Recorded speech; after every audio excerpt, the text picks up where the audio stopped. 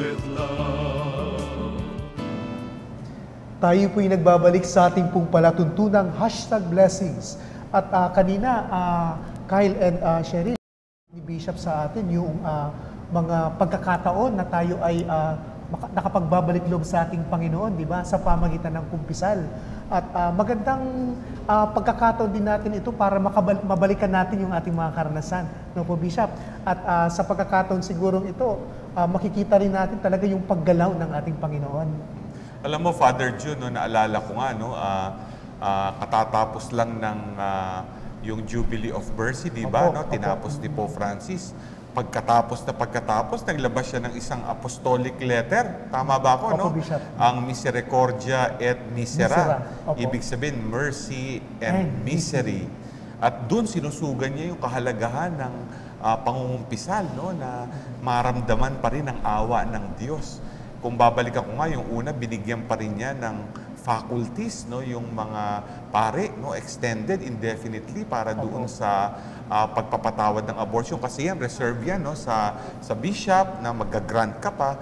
At yung missionaries of mercy na tinatawag para sa mga reserved sins, no, na alam natin ang Santo Papa lang ang makakapagpatawad. Kaya makikita natin yung kahalagahan talaga ng pagbabalik loob, pakikipagkasundo sa Diyos.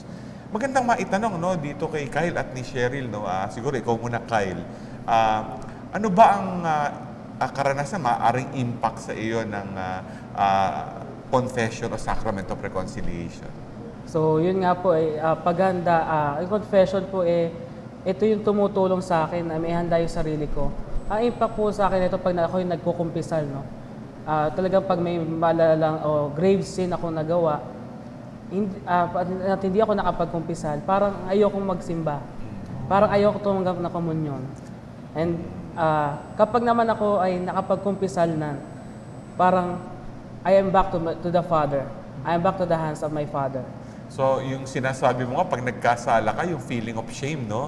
Pero hindi mo matiis, di ba?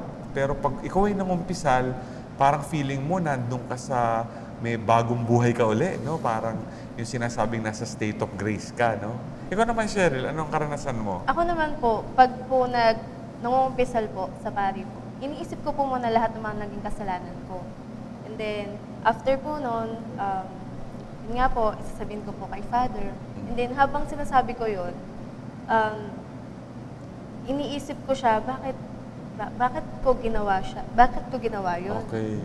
Kasi parang, oo, aaminin, tao lang naman din po tayo nagkakasala, ganun po. Yung mga temptation na dumadating. Pero, nandiyan naman po ang pari po para magpatawad po sa atin. So, kapag po, ngayon po, inanuhan po ng pari po, ang nangyayari po sa akin, parang nabubuhay po ulit ako. So, parang ang sa akin, ay, eto na ulit ako, parang naging, parang banal, parang ganun po. So parang ang linis-linis po ng kalooban ko po. So ang gaan ng pakiramdam, ano? Para nasa state of grace, no? Ako ganyan din, no? Sabi ko nga, kung wala sigurong sacrament of reconciliation, sakramento ng pakikipagkasundo, hindi ko alam kung saan ako pupulutin, no? Importante sa akin yun. Sabi ko nga, once or twice a month talaga nangungumpisal ako, no? At hindi pwedeng hindi ako pupunta talaga sa Father Confessor ko. Yan ay isang matandang religious, no, sa may bandang New Manila.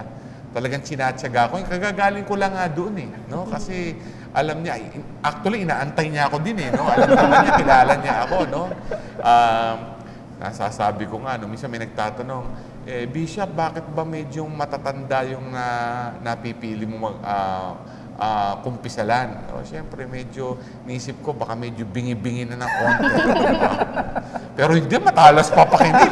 Ang gaganda nga ng ano, alam pa rin yung sinasabi ko, iniisip ko nga, no, yung iba rin, sana yung ibang mga kinukumpisalan ko, medyo may Alzheimer na.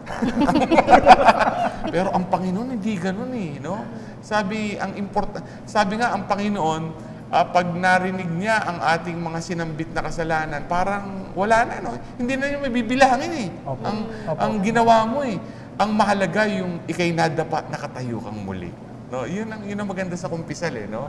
Ikaw ba, Father John, ano karanasan mo? Ako po, Bishop, unang-una, pag nagpapakumpisal po, Bishop, na-inspire ako dun sa penitent. Kasi lalong-lalo kapag I feel that they are very sincere, very humble. Talagang kasama ako minsan naiiyak eh. Siguro biyaya din po sa ating mga pare na mayroon tayong pakiramdam na nakaka-connect po kasi ako. And nagiging siyang dahilan at paraan din para ako rin ay magsisi kasi maraming beses din na para sa akin parang gina-justify eh. Tama naman yung ginawa ko. Pero at the end, alam ko na hindi pa rin. Kahit anong justification ko, alam ko in my conscience, within me, may mali ako. And yung acknowledgement nung sin na yon, minsan nakukuha ko dun sa penitent na talagang very sincere, nagpapakumbaba, and hindi lang umiiyak, talagang ibinibigay yung buong-buong sarili na yung pag-ako o pag-amin na siya'y nagkasala. Sabi ko, kung itong lie kong ito, ganito ang kanyang kapakumbabaan sa harapan ng Panginoon nagpapatawad, sana dapat ako rin bilang pare. Totoo yan eh. Kaya karanasan ko din yan pag ako ay nakikinig sa kumpisal. No? Ako, obispo na ako, ikaw pari ka na. No? At minsan naiisip ko, no? Mas matindi pa kalimitan yung aking mga pagkukulang sa Diyos. No? Kaya lalo akong nagpapakumbaba at sinasabi ko sa aking sarili na pare-pareho tayong makasalanan. Hindi dahil sa ating mga kasalanan, kundi tayo minahal at kinaawaan ng Diyos. No? Napakapalad po natin, no? Dahil sabi nga ng ating Santo Papa, yung awa ng Diyos ay umaapaw. No? At sana nga no, sa ating paghahanda ngayong darating na Pasko, huwag tayong makalimot pumunta sa kumpisal. No? Mangumpisal tayo, makipagkasundo tayo sa Panginoon at tanggapin natin ang biyaya na muling maranasan ang pagbabagong buhay kay Kristo. Sabi nga po, Bishop, wala pa pong lumapit sa Panginoon na kanyang tinalikuran o hindi tinanggap. So tayo po'y magbabalik sa ating pong palatuntunang #blessings.